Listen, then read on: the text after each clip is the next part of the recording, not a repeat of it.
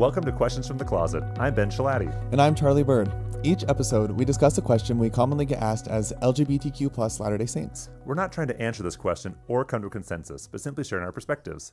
Today's question is, what if I don't fit the stereotype? Ben and I are not terribly diverse, and we share many opinions and life experiences. For example, we've both dabbled in some modeling.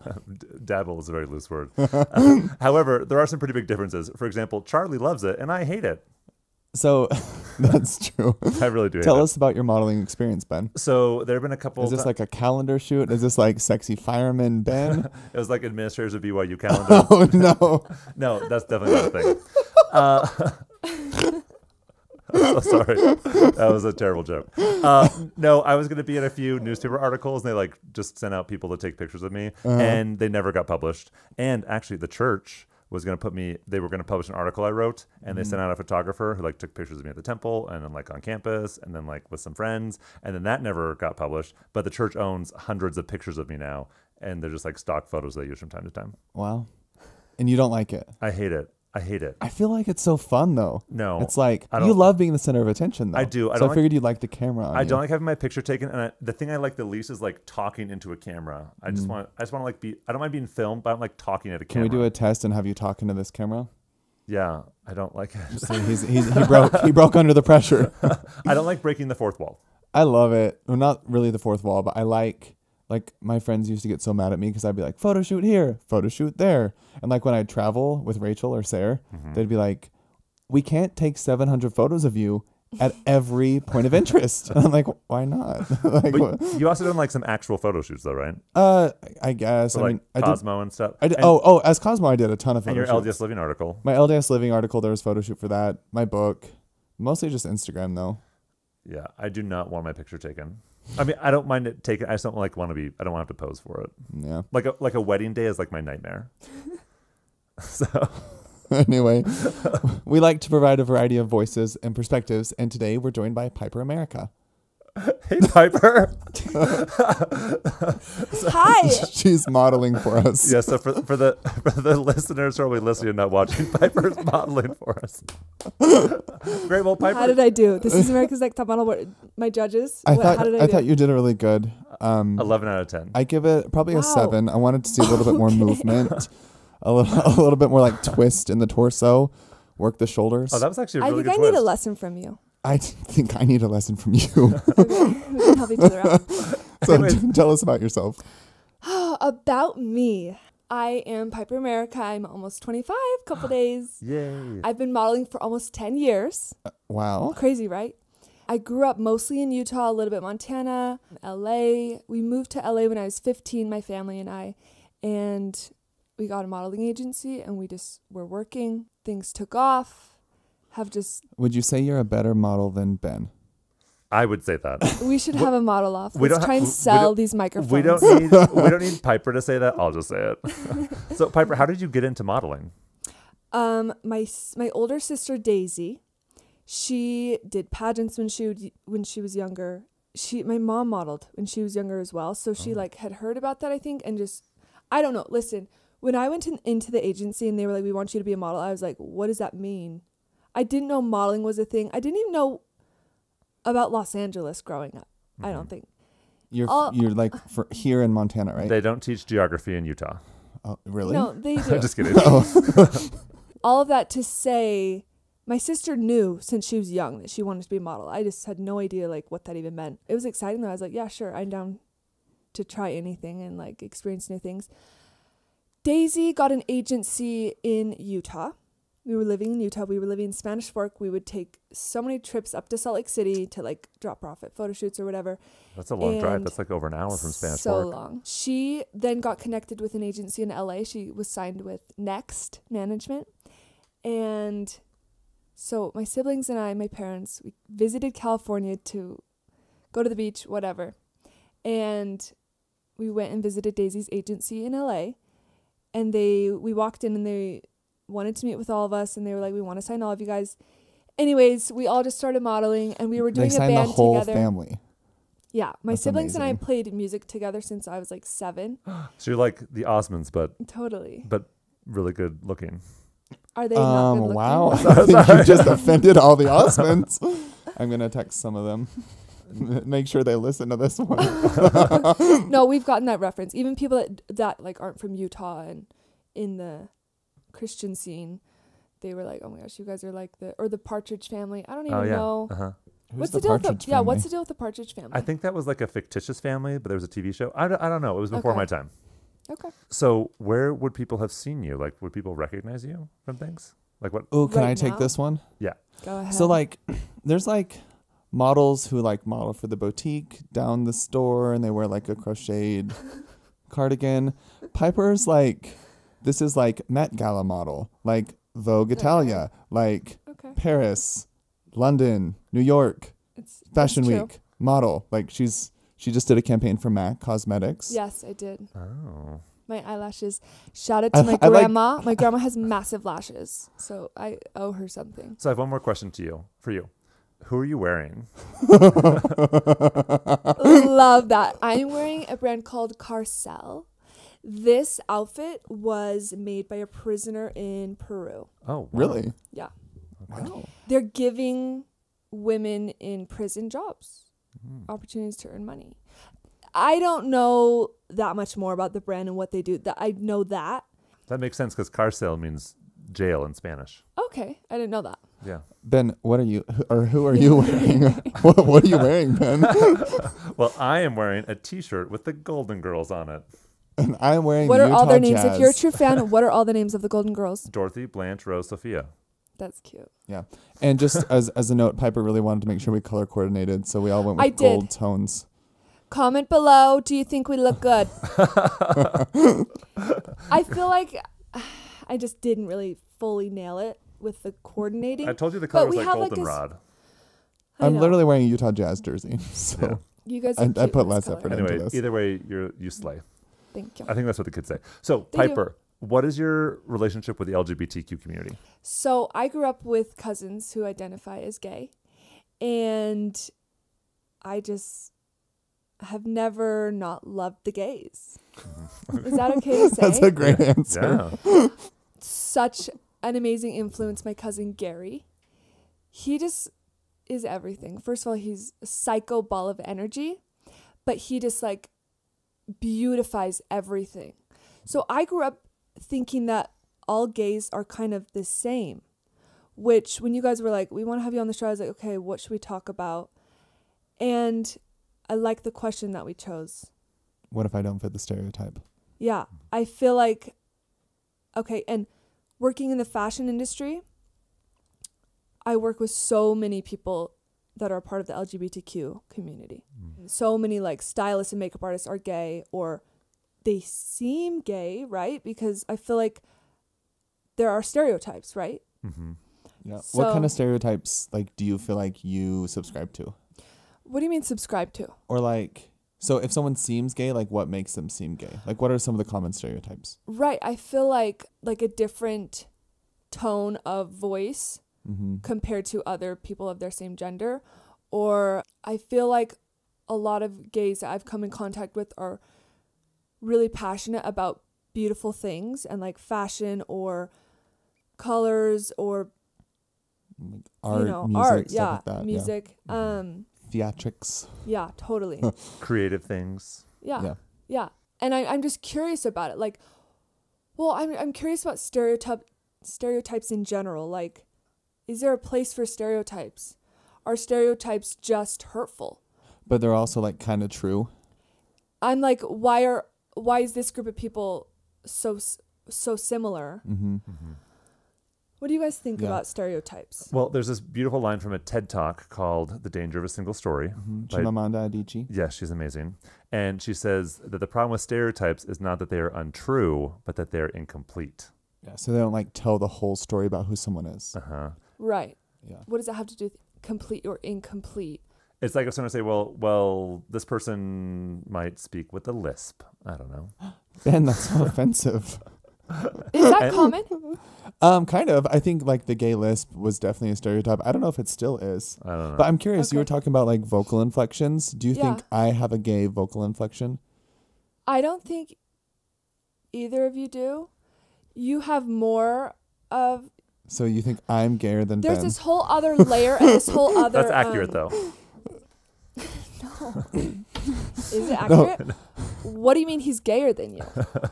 Charlie fits more of the stereotypes than I do. Yeah, that's probably true. So I think like this, like any discomfort around what we're talking about is like the issue of like, what if I don't fit a stereotype? Because it seems like stereotypes are important in some ways, and there is like community that can be built there, and there's like similarities that people have. But at the same time, if you like reduce someone to a stereotype, that can be like super dismissive and really hurtful, and also marginalize people who don't really fit that stereotype. And then to like expect that someone, like if you know someone's gay, they will then fit such and such a stereotype. Sure. Like putting someone in a box that they might not actually be in. Yeah, it's like making up a story about someone before you actually get to know who they are. Exactly. So what do you think the benefit of a stereotype is? You said it can build community or... Yeah, so this is actually something I've always been kind of fascinated by. And Ben, we've kind of like argued this before too, of like, are some of the similarities within like different pockets of gay culture or across like gay males or lesbian women or like different groups of the LGBTQ plus community? Like, is it social conditioning that like makes similarities there? Or is there like something innate about like the experience of being gay that pulls people towards the same types of things? And I think it can be both things. So for example, like there's a stereotype that lesbian women own Subarus. Drive Subarus. Yeah. But I can't remember if it was like in the 90s or the 2000s, but Subaru like specifically marketed to lesbian women. Oh. And so it was like something that they did on purpose. Did they like that? I mean, they own a lot of Subarus now. Then that's stereotypical. But so I used to test this when I moved to New York. I'm just kind of weird, and I do like little social experiments sometimes. And was always on the subway with different people. And I was like, I wonder if the way I present myself will impact the way that people treat me, right? Which I think is, I mean, duh, but I just want to see what that was like. And so I would wear different outfits and like kind of what? Okay, well, fashion. Okay, so like on the subway one day, I wore like all black, and I put in like one of my cuff earrings that I wear, and I just like looked really sleek with a leather jacket, and I would like cross my legs, and then girls would like walk in and they would scan the subway car, and then they would come sit next to me because I was gay, so I'm not a threat, right?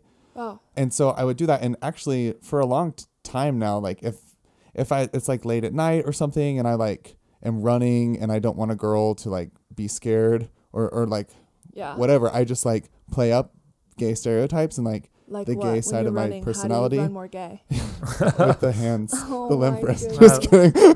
Or maybe not running, but just like if I want a girl to feel comfortable and like let her know that I'm not a threat, sometimes I'll just like be like, "Ooh, girl, you look so good."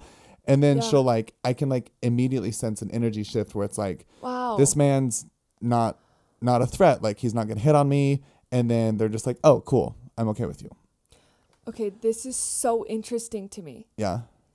Because like I catch myself like being more uncomfortable around men because or like more scared than but so that's interesting. Like, okay, do you have that experience where you will like act more gay to make women or other people feel comfortable? No, because Ben doesn't care if anyone around him is comfortable. I just assume everyone already likes me. So I love that. Well, and I've got a lovely smile that disarms people. Oh yeah. Or creeps them out, Ben. No, just disarms. But essentially, like it's gorgeous. Your smile's gorgeous. Didn't you tell me to stop self-deprecating, Charlie? Yeah. Okay. Anyway, so that's kind of what made me start wearing different outfits, because I noticed that like women were much more comfortable with me when I was gay and like played up to gay stereotypes or whatever. So one day I wore like super like construction worker clothes. I have like ranch clothes basically. And then I wore like I was treated differently by women, and like men were more comfortable standing next to me. And granted, this is just my own perception, right? But like there'd be a spot open on the subway next to me, and like women would like stand away, or they would hit on me. Oh, yeah. They would be like flirtatious towards me. Yeah. And so it was just interesting that like which stereotype I played into. And the funny thing is both of those are kind of part of my personality, right? I can be flamboyant. I like to look sleek and wear leather jackets. And But also, like, I grew up on a ranch. And so, like, I grew up fishing and four-wheeling and, like, shoveling manure, right? And so... That's hot. Thanks. That's why you were one of the girls that would have hit on me. Huh? But you're happily married. I am. I love you, And Cade. it wouldn't have gone anywhere anyway. But... So, I don't know. Is that interesting that I do that sometimes? I mean, it's interesting that you would perceive that people would treat you differently based on how you respond, which shows that like people are tuned into these kinds of stereotypes. Right. And I'm not sure like there's a way. I mean, if it's part of the culture, like of course all of us own part of the culture, but that's something that we don't really have like a lot of power to change. Right. Like the culture is so collective that we can like change it a little bit, but not a lot. Mm-hmm. Yeah. Mm-hmm. So I guess it's just the truth that, you know, there are certain things that are going to be perceived as gay and some things that aren't. Yeah. And that's where like gaydar comes from, I guess. Because it's just like, it's not so much that I don't think people have this innate sense of just knowing someone's sexuality. Right. But with like proximity and experience and like being observant of like patterns, I guess, then people get better at it. Mm-hmm. Yeah. And then, so I often joke if someone's like, I have a great gaydar. I'm like, well, that just means you're good at noticing stereotypes. Yeah. Or, but it could be like noticing someone's like outlook on gender roles too, or some, I don't know. Is having a gaydar just a survival mechanism? Because like, well, you tell if us. I have a good gaydar and I'm like going on the subway and maybe I'm an uncomfortable person and don't really like feel safe on my own all the time. I'm going on the subway. I'm saying maybe like, I'm not saying that's exactly how I am, but if I have a good gaydar and I'm like, oh, that person seems gay, I feel safe sitting next to them, then I'm using that as like a survival mechanism, right? Or like the opposite way, like if you want to mate, then you don't mate with the gay. So your husband is very masculine, Pyper, I take it. So at the gay book club that I go to, Gay Jesus Book Club, I don't think you were there. I didn't make the last one. I asked, I think there's like maybe like 6 gay guys there. What is Gay Jesus Book Club? It's we read books we about want to invite Jesus, and then most of us are gay. Oh, okay. So it's not like Jesus is gay. It's like we're gay, and we're talking about Jesus. And we're talking about Jesus. Okay. Right. Yeah. And I wanted to ask everyone like what their thoughts were on where they feel like they fit on the spectrum of femininity and masculinity. And a really like one of the first responses was, I don't even buy into that thought system. Yeah. Like that binary of like being masculine or feminine. Yeah, like that social construct. Yeah. And then we kind of dove into that, and that was really interesting. But the question you just asked, is my husband really masculine? Anyways, I'm really interested in that whole masculine and feminine energy topic. So I wrote a book.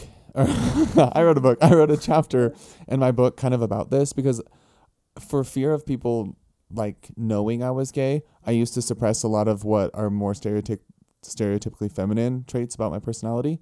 And like I told this story about how I like stopped feeling comfortable going to young men's. Oh yeah. Because I just didn't feel like I was like any of the other guys. And I don't know, I just felt trapped, and they were like, I wanted to like do a pottery night or something, and they're like, that's stupid. And whatever, right? And so I was just that like, is kind of stupid. Hey. Anyway, no, it's not. I love pottery. So I started hiding in one of the rooms during the third hour at church. Rest in peace to this third hour. And my sister came and found me, and I loved this story. Oh, thanks. And we had this discussion, and I was really upset. I was like, Janine, I'm not like a real man. Like I'm not. How old were you I'm not then? a guy. I was like, I don't know, 15 through 17. At what age were you like, I could be the word gay? Oh, I wouldn't have, like, not until I was 22 did I admit that with that word. But I knew that I was attracted to men. At what age?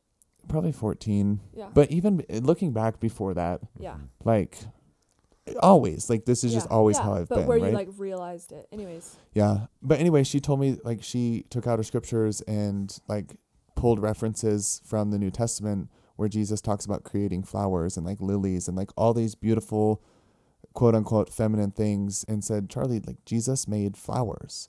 So, like, all these character traits, like feminine or masculine, like, focus on if you're Christ-like, and that's what's most important, because that's what we're here for, right? And that really like helped me recalibrate a lot of that and think, I don't care if dancing or doing cheer or decorating cakes or any of like my more feminine, I guess, interests. It doesn't matter what people think about them as long as it's building people's faith in Christ, as long as it's adding beauty and joy and happiness into the world. So Charlie, your fear of like these like creating like doing flowers and making cakes wasn't Right. because you were worried about people thinking you were gay. It was just about wanting to fit in. Yeah. Well, I think it was both, but I think the root of why I didn't want people to think I was gay was because I felt like then I wouldn't fit in. Okay. So Yeah. it was more about a wanting to belong and having and doing things that would help you belong. Yeah, definitely. And I think that's probably like pulling back into this question that we're Yeah. discussing. What if I don't fit the stereotype? When you don't fit the stereotype, it might feel really hard to belong. And actually, Ben, like we're gay members of the Church of Jesus Christ of Latter-day Saints. Like that is not fitting the stereotype. No. And so like where there are these areas that I fit, like I can dance and I know how to dress fashionably, right? Or like my grooming patterns or whatever might put me in like belonging with other gay men. At the same time, my religion, my faith doesn't.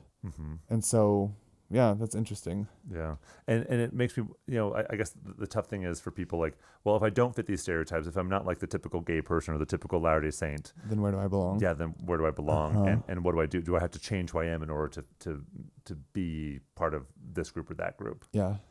It's interesting, like God made us all.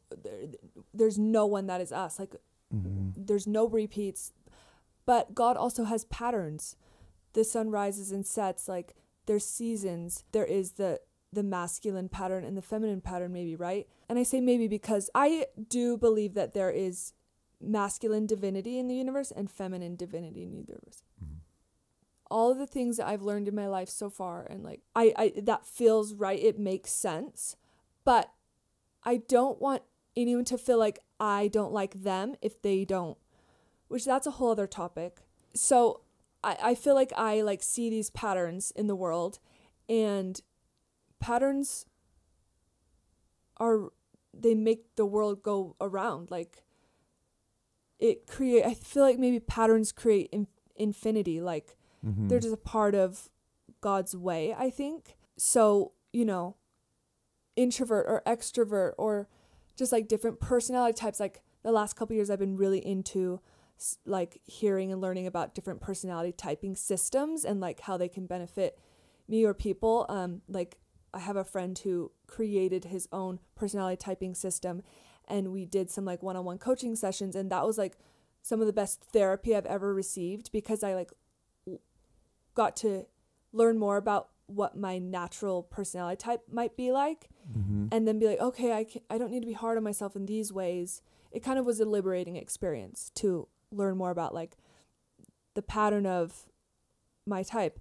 Just like patterns in genetics, patterns are just so interesting, and I think they're a really important part of God's way. Yeah, but at the same time, like you said, everyone's unique. Yeah. And so like, how do you balance that? Yeah, exactly. And I love this reframing of, okay, instead of maybe it's a stereotype, maybe it's just a pattern. Like LGBTQ people might be like this, and straight people might be like this, and there are these patterns, but no one's going to totally fit into a specific pattern. And maybe the patterns are just for us to break. Like I think about the story of Adam and Eve, how God gave them this tree, but he told them not to partake of it. But it's like, did he give them that tree for them to... It's all about choice too. I just feel like... She's getting existential. And my husband had this really cool experience a little while ago where he was just thinking about like freedom, and he had this like enlightenment moment where he just realized that without boundaries you can't have freedom.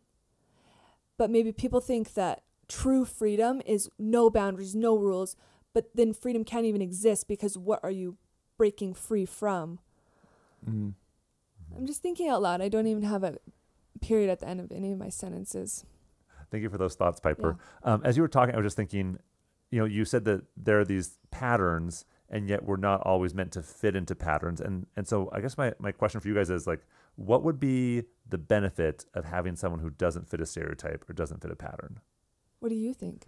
Well, because I think, someone who might feel like I don't quite fit into this community or this community because I don't fit these patterns or these stereotypes might feel like there's something wrong with me. I need to change who I am. And I think there's actually probably something really good and beautiful in the difference and in the diversity. Definitely. And, what would be and I'm just wondering like what would be the good of having someone who would fit into a who is different than the pattern. So for example, I love the Golden Girls. That's it's a very gay thing to like. What would be what would be the benefit of having someone who doesn't, like a gay person who is like whatever about the Golden Girls? That's a very shallow example. Well, no, but they could introduce you to a new show. Like I Like the Nanny. I also like The Nanny, which is also a very gay show. Because it's like a really similar. It's also super popular in Brazil. But no, like if everyone was the same, then like there wouldn't be like progress. There's not creativity. There's not tension. There's not pushback. There's like no reason to like develop a strong sense of self. And so I don't know, like I feel like in a way that there's kind of like a balance element there too, Yeah. But it can be hard to feel like you don't belong. But like the upside of feeling like you don't belong is that you learn how to belong to yourself. Maybe. Okay, I totally feel that right now. Like a couple days ago, I had this moment with myself where I was like, okay, maybe I'm just different, which sounds so vague and so maybe basic or whatever. It was spoken like a true model. No, it was. Sorry, I love you. I love you. It was just like, because I have found so much power in being able to relate with people, and this great friend who was teaching me about how he views my personality type, he was saying you're like H2O, like you can be, and I told you that I was talking about this with you one time. I can go hang out with ice and become ice and like really relate deeply and just like have an icy time. And like I can go and be with vapor and like I can then like have a steamy time. Steamy time. Oh my goodness. And then I love you. And then I can just be water and flow. So, and I do. Once they said that, I was like, that is so true. And sometimes I feel insecure because I change depending on who I'm hanging out with. But I just find so much deep connection when I'm relating with someone.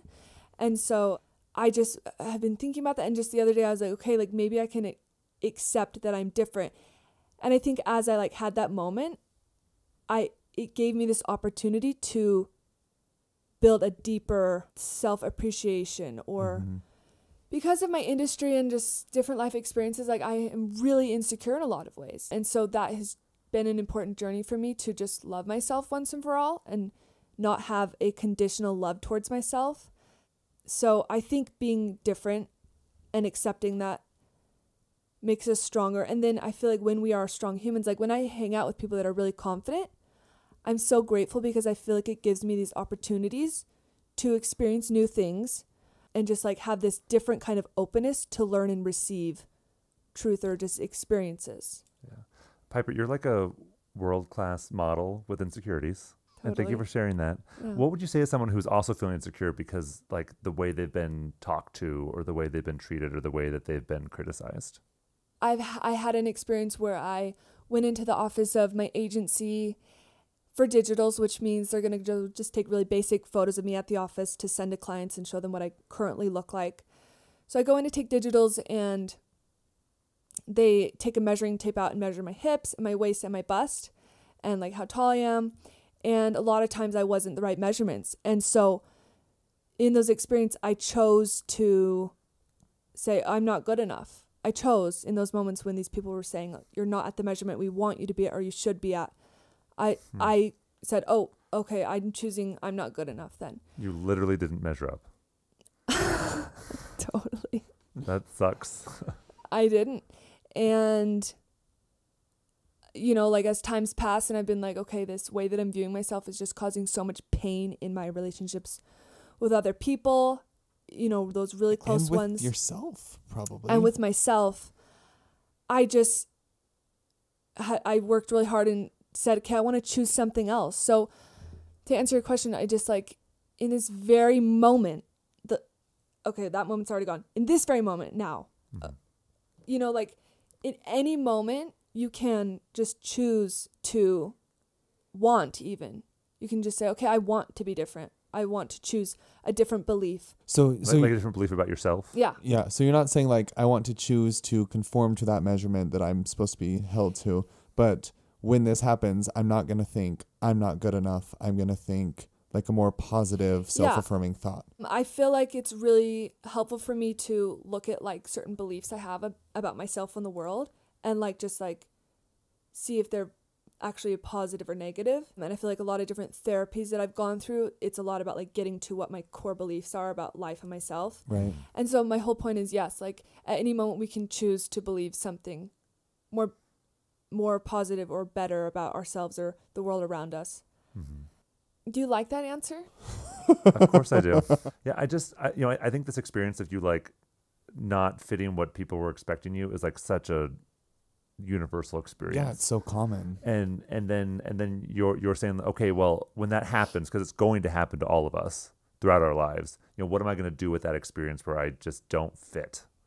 And when there's this thing I'm supposed to fit into, and yet I don't, like then what do I do? What I'm hearing you say is you choose. Which you choose how you're going to respond to that situation. it's like not that easy, but it seems like it is actually, because just my favorite principle of the gospel is just line upon line, precept upon precept right now. That's one of my favorite right now. Just because it's easy for me to think that everything should be right now and like instant gratification and stuff like that. It's really helpful for me to remember, okay, so to bring that principle into what I'm saying about making a choice, it is that simple to decide right now, okay, I want to feel different about the way I view myself and my measurements. Right now in this actual present moment, I want that. And so that's like, okay, I'm writing that line. I want that. The next line, like, okay, when I look in the mirror, like I need to start changing my inner script. Mm-hmm. And so I'm just building that. So yeah, it's not by me saying to fix that, you just got to choose it. I think it's like not that easy. But well, and I feel like it comes back into this idea of not buying into the stereotype for yourself, or like, so we kind of talked about how like expecting someone else to fit a stereotype is dangerous, but expecting yourself to fit a stereotype is also like, that can be really crushing if you don't, and can almost lead to like you were saying earlier, a sense of like, I'm a defect, there must be something wrong with me, when really it just is, that's part of who you are, and it's not like good or bad, it just is you. Yeah. And it's totally valid, it's totally whole. Like if your interests don't match somebody else in a certain like demographic, that's like okay. Yeah. And I also think that like it seems like sometimes there's like a huge push for like diversity, right? Like authenticity.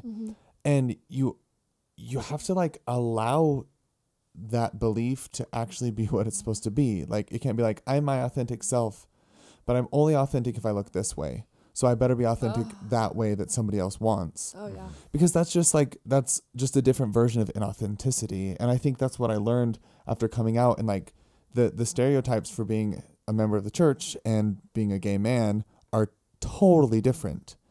And like I have felt like a lot of back and forth between that. And ultimately I just had to be like, you know what? Like it's inauthentic if I'm forcing a certain kind of authenticity. That's not like inherently that becomes inauthentic. Well, I think the way this plays out, like in like my day-to-day living experience, someone will say like, well, if you don't do this, then I'm going to take your gay card. Yeah, that's for the joke sure. people make. Like if you because don't, you're less gay. yeah, if you don't like dress, if you like don't dress well enough, or don't have nice shampoo. But maybe you're just a different kind of gay. You're just Ben. Yeah, I was going to ask if you guys have had experiences where you guys are like, am I gay enough? Like, do I fit that stereotype? Like, and was that scary? Yeah. I mean, honestly, no. Like, I haven't had the experience of like, I don't feel like I'm gay enough. But before I was like, okay with my orientation, I was like, oh my gosh, I seem gay and I don't want to. Yeah. So that was more my experience. But now if someone's like, well, if you're really gay, then you can't do X, Y, or Z, I'm like, whatever. But so it was more the opposite for me. Yeah. But I think that goes back to like these social expectations kind of derived from stereotypes that like you should look and act and think a certain way if you want to be with us. But like, who's making that rule? You know? I feel like that rule comes from insecurity, a place of like fear. Yeah. Yeah. Because if someone is confident in who they are, then they're going to be okay with who you are. one of the things I love about the gospel is the reality of creation, or like the principle of creation, or the doctrine of creation, that we're all created for a purpose, and that we're all invited to fulfill the measure of our creation. So we're all created in different ways for different purposes. And so I think one thing that's helped me is really like to dig into, okay, why am I this way? Like, why do I have the hobbies I have, and the likes that I have, and the dislikes that I have, and what is it about my personality that was created and formed in this way, and what is the purpose in that? Because really, and all of us are created in God's image, and there's a purpose in that, and there's great diversity in that, and there's a reason for all of that too. Yeah, and I feel like values-based living, we talk about that all the time, but like to find true meaning out of life is when you are like finding your own meaning and not just like subscribing to what somebody else finds meaningful. Because like even if you do fit the stereotype, that doesn't mean you're necessarily going to be happy. Yeah. So when we're trying to fulfill the measure of our creation and live up to the way that God created us, right? It can feel lonely though if you feel like you can't see, because it's just common for there to be these like different groups, or like in high school, what did we call them? Cliques. Like, you know, if I'm starting to feel like I don't really fit in any of these cliques, actually, if I'm being authentic to myself, I don't relate to some of these cliques and I feel lonely. Yeah. But I feel like that's where that's antithetical to the gospel in a sense too, because that's where being, what is that word, antithetical? Like opposite to, because like that I guess what I'm trying to say is that's where Christianity comes into play. That's where like loving the neighbor comes in, and like Christ broke so many stereotypes, and he just like broke the borders of who you could talk to, who you could associate with, what being a church member looked like. Christ was the perfect, I mean, it's Christ's church, you know? And so he was someone who went into like places of society that were deemed wrong, sinful, bad, gross, you know, or different. And so I think part of this, like with the loneliness that I have felt from not fitting into stereotypes or feeling judged for who I am, like I want to turn that into making sure that nobody else has to feel that. Oh, wow. Because I think we can like with a Zion mindset, then we can like reach out and fulfill those covenants we've made to like mourn with others and comfort and bear that burden of feeling broken. Yeah. And I think the next time I'm in this place where I feel like I don't fit in, you know, if we're going to build Zion, we need to be of one heart and one mind. And if I'm with people who don't want to see me or hear me, maybe I can do something. Maybe there's something in my power to like see them and get access to their hearts. And maybe by doing that, they'll want to get to know me too. And so I guess if I were lonely, I would say I just want to sincerely get to know people. Yeah. And I guess at the end of the day, recognize that like Christ knows us. And I think it's almost so elementary. It's almost so basic that I think we forget what it means. Like that Christ's atonement is personal. Yeah. But like in 3rd Nephi, Christ comes down and he like presents himself to the people, and then like each one of them goes up one by one and touches the scars. Where is 3rd it? Nephi 11. Thank you. 3rd Nephi 11. They like feel the scars in the palms of his hand and feet and in his side, and he like takes that individual moment to make sure that everybody has a witness of him. And I believe that in that same kind of manner, Christ has a witness of us. Like he's taken the time to individually get to know each one of us. And so that's something that comforts me when I feel like I don't really belong, that there's not fit for me, is that like Christ like truly understands and can provide empathy or support or empowerment or whatever peace I feel that I need to get to a better place, to a more authentic place. Like that's going to come from Jesus Christ. Can I ask you guys a question that we might not keep in? Yeah. What do you guys love about the way you were created? Like, is there something specific that you like about your creation? Oh, that's such a good question. This is going to be a silly one, but I feel like my brain is kind of hardwired for puns. No, you are. Like, it's a gift. And it is a gift. I just love that. I love that about you. And too. some people find it really annoying, but I just love hearing puns and word plays just all the time. I feel like I've always naturally been observant of details, and I really, really have a deep appreciation of beauty. So if someone like makes a small like change or like contributes to something beautiful or something good in the world, I usually notice it. And I found that if I can like point that out, it really brightens people and like helps them feel seen. I really have been working hard to admire myself as a whole. And something that I really keep noticing about myself is that I am just so inquisitive. I feel like, yeah, God made me to ask people like personal questions so that I can like, they can feel seen and heard. And I mean, I get to learn cool things by doing that. I feel like I was created like that. And Piper, that's something I've noticed, like just now, and also when we've been hanging out, someone will say a word, and you'll say, "I don't know that word. What does it mean?" You just like have this natural desire to learn. Yeah, I love that. That's special. So as we're wrapping up this conversation, what I've heard is we have like stereotypes can be expectations that we don't always fit into, and yet if we look at ourselves and the way we were created and the way we were designed and how God sent us to earth, there's beauty in that and purpose in that. And so while we might not fit in, it can be a really beautiful thing to realize who we are and the unique contributions we can make because of who we are and how we might not fit in or the patterns we might break.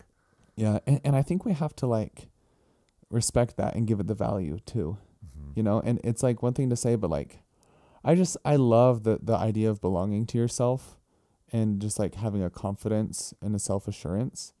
And like, that's what we need too, because we're not the only people that don't fit stereotypes. Like this is literally everywhere. Like you were just talking about cliques in high school and how that like totally sucks. Like there's a lot of people, and even people that appear to be fitting in, like who knows how they actually feel inside. And what if you go to the Met Gala, you don't fit in there? Oh my gosh, did you feel like you fit in at the Met Gala? I did not feel like I Wait, fit can in. we I know we were wrapping up. Can we explore this? Because I'm really interested. Yes, So we can. You didn't fit in at the Met Gala. First of all, think about every really famous person you can think of. Taylor Swift hosted that year, and I'm a little jealous. She did. She like knew who my brother was, and I was just like, no, you don't. You don't even live on this planet. You don't even like, we're not neighbors. Like you don't. Meaning like when you like see these people on screens and billboards and la-di-da, and then in real life, it's just like they don't seem like, when you see them in real life, it's just like trippy for me. So why did you feel like you didn't fit in? Because you were like totally qualified to be there, and you'd been like styled and like set up for this event, and yet inside, I just didn't feel cool enough. A lot of places that I've been in my career, I've been like, how did I get here? Even recent jobs, I'm just like, how did I? And then the Spirit invites me to be like, first of all, God thinks you're really great, and God gave you this opportunity, and you have a chance to like be great. And I am really grateful. And yeah, the Spirit is like, okay, no, that's not productive thought. Or yeah, and those are really beautiful ways to respond when you feel like you don't belong. You're like, okay, God put me here. There's a purpose here, and then also that sense of gratitude to be there. Yeah, and I think that creates a good energy, like in these places that I've been. But a lot of times, the way that I perceived my agent's views of me and my career at the time was that I still hadn't made it. And I look back, and like I played at Coachella, and like I got to go to the Met Gala and all these things, and I'm sad that I looked back and I felt like I wasn't good enough to be there, or I hadn't made it. Like, because now I'm like, as my career's just taken different highs and lows, I'm like, oh, I wish I was more grateful when I was experiencing those crazy things, you know? Yeah. Yeah. As you're talking, I think like, of course, I'm never going to be at Coachella. I'm not going to go to the Met Gala. But then I think about like, what are the times in my life when I like devalue the experience? And I think it's when like I have the opportunity to connect with like another child of God. I don't quite value that experience, because going to the Met Gala, amazing. Like Coachella, awesome. Like how cool is it that we like get to connect our heart and mind with like someone else that God loves and cares about, and there's like something divine in those people. Yeah. I took that differently. I was thinking like, it sounds like you were devaluing yourself. Because that's what I said. It was that I was letting someone else tell me my value. Oh, maybe. Yeah, that's nice. And so choosing to devalue, or just even unconsciously choosing it. Yeah. Okay, that's beautiful too. Yeah. It's not beautiful to unconsciously choose to devalue yourself. It's not beautiful at all, but it is like a really insightful thing. And that, like I was saying, like in all of the ways you were totally qualified to be there and like had made it. And yet because of other people's perceptions and your own, you felt like you weren't good enough to be there and made you feel uncomfortable. Yeah. I think you're good enough. I know you're good enough. Thanks. I just think so. Only time will tell. I'm just kidding. But how beautiful is that to like how often do we devalue ourselves when we've based on somebody else's perception? I'll be at these events and think that I'll assume that everyone there feels like they're meant to be there, they're cool enough to be there. But the reality is like, I've talked to certain famous people that you'd never even think, even just like being on this podcast and hearing you guys like take breaks and be like, okay, when I watch and listen to your podcast, I'm like, oh, they're just flawless. They just carried on this conversation. But it's just, the reality is like all of us are just doing our best. And like, it's just silly to try and sit here and assume that people are doing life perfectly. Am I making sense? Yeah, definitely. As we've been talking, I've been thinking about the listener who's like, okay, I want to belong to myself. If I don't fit in, that's okay. Like, I want to belong to myself. I want to hear other people and see them. And Pyper, I really loved what you said about this principle of like line upon line. And I'm thinking, I guess I would want to invite the listener to think, okay, what's the next line? Yeah, like, totally. What's the next principle? This totally makes it more doable. Because if you want something big, like to feel like you fit in or just to feel more secure within yourself, like those can be big tasks. So just taking small steps, really, they make it like small steps still get you there. Can I share a weird story? Yeah. That kind of like relates to this? So there's this Shel Silverstein poem, and my older sister Janine, the same one that told me like the Jesus made flowers. Yeah. She won a talent show by hula hooping. She was like 8 years old. She hula hooped and she recited this poem. And like, this is kind of just like So one of our cute. family's like legends, like a poem that like we all know. And it says, this one's for you, Janine. It says, have you heard of tiny Melinda May who ate a monstrous whale? She thought she could. She said she would. She started right in at the tail. And everyone said, you're much too small. But that didn't bother Melinda at all. She took little bites and she chewed very slow, just like a good girl should. And in 89 years, she ate that whale because she said she would. I love that. And I just think it's so cute. And it's like, if there's this huge thing that we think we can do, we want to do, even if everybody else says like, we're not good enough, you're too small to do that. Like, if you have a commitment to yourself and a love and a desire to do it, it doesn't matter if it takes 89 years. Like, you'll have the satisfaction of getting there, and you don't have to be finished with it now. Yeah. So I just think that's really pretty. That's lovely. Yeah. And trusting God and like trusting the timing of things. And sometimes when I'm like, I don't even know how to trust God, I just hold on to the fact that I really want to trust God Yeah.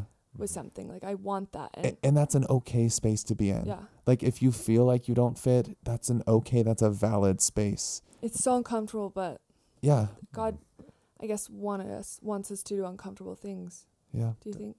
I think so. Yeah. Pyper, thank you so much for coming today, for sharing your Oh. beautiful thoughts and your wisdom and your beautiful face. Thanks so much for having me, you guys. I feel like there's so much in my heart that I just want. I have so many thoughts about all the things we've been talking about, and I hope that people just feel my heart in what I'm saying. And yeah, everyone deserves to believe in themselves and to feel comfortable in all the places that they're going to be and go. And yeah, it's okay if you don't fit the stereotype, honey. Yeah. You got to make your own. I love it. Love that. And now, by special request, Pyper is going to guest do our outro. Thank you for joining us today. If you have enjoyed this or other episodes, please consider leaving a review, following us on Instagram, YouTube, or Facebook at Questions from the Closet. Or sharing this podcast with someone you love. And as always, please remember that we do not represent the Church of Jesus Christ of Latter-day Saints or Brigham Young University. We are not trying to be prescriptive or tell anyone what to think or what to do. You heard 3 perspectives, and there are many, many more. We encourage you to listen to other voices and hear a wide variety of experiences. If you would like to submit a question or share a comment about today's episode, you can email us at questionsfromthecloset@gmail.com. Until next time. We're so cheesy.